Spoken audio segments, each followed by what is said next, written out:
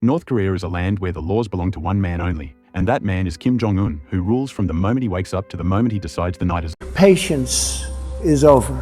Provocations of the sort we saw last night will only further isolate them. 북한이 도발적인 군사 모험주의를 멈추지 않는 한 한반도의 평화는 불가능합니다. The use of military force will have devastating consequences. I think no one really wants. And in this world, every street, every river, every soldier, and every voice moves according to the orders that come from the palace in Pyongyang, where power stands like a burning torch that no one dares to touch and no one dares to question. Because questioning can lead to the kind of silence from which no one returns. And people know this, so they follow every command with fear in their hearts and obedience in their steps. The laws in North Korea are written by Kim Jong Un and interpreted by Kim Jong Un and broken by Kim Jong Un whenever he wishes. Because the system is made in such a way that nothing is higher than the supreme leader, not the constitution, not the military, not the courts, and not even history itself, for he decides what has happened, what is happening, and what will happen. And no one argues because the state says that the leader is perfect and perfection cannot be corrected or doubted. And this belief is taught from childhood like a sacred truth carved into the soul of every citizen. From the earliest age, children are taught that Kim Jong Un is their father and protector and guide, and that he loves them more than they can understand, even though they sometimes go to bed hungry. This time around, I believe North Koreans are carrying out provocations for provocation's sake, mainly because they want to demonstrate to the international community that they are.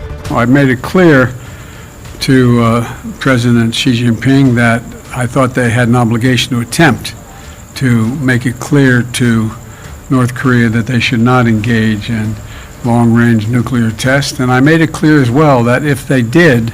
Because food in North Korea is not distributed equally, and the best food is saved for the military elites, the loyalists and the circles close to power, while ordinary people farm day and night and still end up with bowls that barely fill their stomachs. Yet they smile during parades because they must smile, and they clap because they must clap, and they march because they must march. And if someone refuses, the state treats refusal as a threat against the nation itself. In the countryside, families survive on vegetables, rice substitutes, and whatever the season offers, and during harsh winters, they depend on preserved roots and plants gathered long before the cold winds arrived. And while the government shows the world images of full shelves and happy families, the reality for many is very different, because the nation has suffered famine and shortages for decades, and the leadership blames the outside world, the sanctions, the enemies, and anything else except itself and the people. Repeat this explanation because repeating it is safer than silence. The rules about hair, clothing, and behavior exist to create unity and remove individuality so that no one stands out and no one looks different from what the state considers respectful and proper. And haircuts are limited to a set number that the government approves so that every man and woman appears disciplined and loyal and in control of themselves, because the state believes that freedom in appearance can lead to freedom in thoughts, and freedom in thoughts can lead to rebellion. And rebellion is the one thing that the leadership will not tolerate in any form. For men, there are official hairstyles that must be chosen from. And for women, there are styles that reflect simplicity and obedience, and if someone tries to cut their hair in a way the state does not approve, then the community elders, the workplace supervisors, or the local party officers can step in and order corrective measures. And people accept this because resistance brings consequences that no family wants to face, since consequences in North Korea are never limited to one person and can extend to an entire family for generations because of the 3-generation punishment rule, which teaches citizens that loyalty must be preserved not only for themselves, but also for their parents and children. As Kim Jong Un grew into power, after the passing of his father, he used loyalty, fear, and spectacle to make sure the system stayed intact.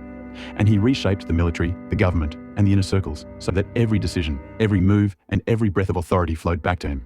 And he made sure that no rival, no critic, and no potential challenger could rise and survive long enough to threaten his throne. And the world saw how he treated even members of his own family.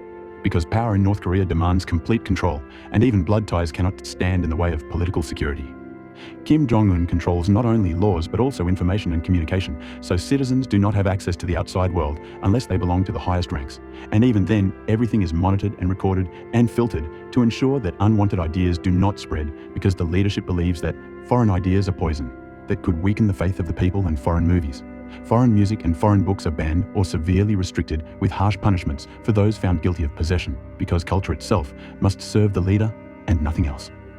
Food scarcity has shaped the habits of the people who have learned to save every grain, every leaf, and every vegetable, because losing food means hunger, and hunger means suffering. And no one wants to repeat the great famine that took lives by the hundreds of thousands. and is still spoken about in whispers because to speak about it loudly would be to accuse the leadership of failure.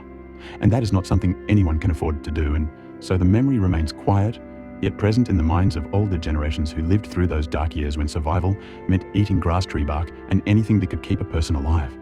Inside the capital, life is better because the elites receive privileges that ordinary people can only dream of, including meat, electricity, clean water, and modern goods that arrive through secret channels. But even the privileged know that their comfort is temporary and dependent on complete loyalty, because any sign of disobedience can erase all status and wealth in a single moment. And therefore, even the powerful bow deeper than others, because they understand that power in North Korea is not shared, but borrowed and can be taken back without warning. Kim Jong Un presents himself to the world as a strong leader who protects his nation from enemies, and he uses military tests, displays, and speeches to show that North Korea is not weak and not afraid. And he encourages the perception that even large countries fear him, because he holds weapons that it can reach far and do great damage. And this image strengthens his power inside the country, because when people believe that the outside world respects or fears their leader, they feel that loyalty is justified and necessary for safety. The state has built a narrative in which Kim Jong Un is the source of all victories, all progress, and all protection, and any hardship is blamed on the outside world, which is described as hostile and plotting against the nation. And this belief keeps citizens united under one umbrella, because unity is easier to maintain when people feel threatened by external forces, and Kim Jong Un ensures that this feeling of threat never disappears by constantly talking about enemies, spies, traitors, and conspiracies that require strong leadership and absolute obedience. People wake up every day knowing that their survival depends on following the rules and showing support for the leader, even when their stomachs are empty, and even when their dreams remain unfulfilled, and even when they question silently in their hearts, because questioning out loud is dangerous, and therefore personal thoughts are hidden deep inside where the state cannot easily reach. And this internal silence becomes part of daily life, like a shadow that walks with every citizen and whispers reminders of caution and fear. The government organizes parades, festivals, and gatherings where citizens must cheer, wave flags, and praise the leader. And these events show the world a picture of happiness, strength, and unity while hiding the daily struggles that most families face behind the scenes. And those who participate know that these displays are expected, and that not attending or not smiling can bring attention that no one wants, so they practice their expressions and memorize slogans to avoid suspicion. Even with all the struggles, people find ways to survive through small local trades, secret farming plots, and quiet cooperation among neighbors who share food when they can, because humanity still exists even under strict rule, and families support each other to keep hope alive, that one day life will be easier, and hunger will be less, and freedom will be more, and until that day arrives, they continue living under a system where one man holds all power, and all laws begin and end with his voice. In this world, Kim Jong Un is not just a leader, but a symbol that dominates every textbook, every poster, every broadcast, and every speech, and children grow up hearing stories of his greatness, while adults learn to repeat these stories so that they stay safe. And the cycle continues with each generation inheriting the same system of control, tradition, and fear that has shaped the nation for decades, and will likely continue to shape it for many years unless something changes from within or from outside. And so, the story of North Korea and its people remains tied to the rule of one man whose authority touches every part of life. From the way people cut their hair to the way they speak, eat, travel, work, study, and dream. And the nation moves forward under the weight of loyalty, fear, pride, and survival, all woven together into a story that the world watches with curiosity and concern, while the citizens live it every day as their only reality and their only path.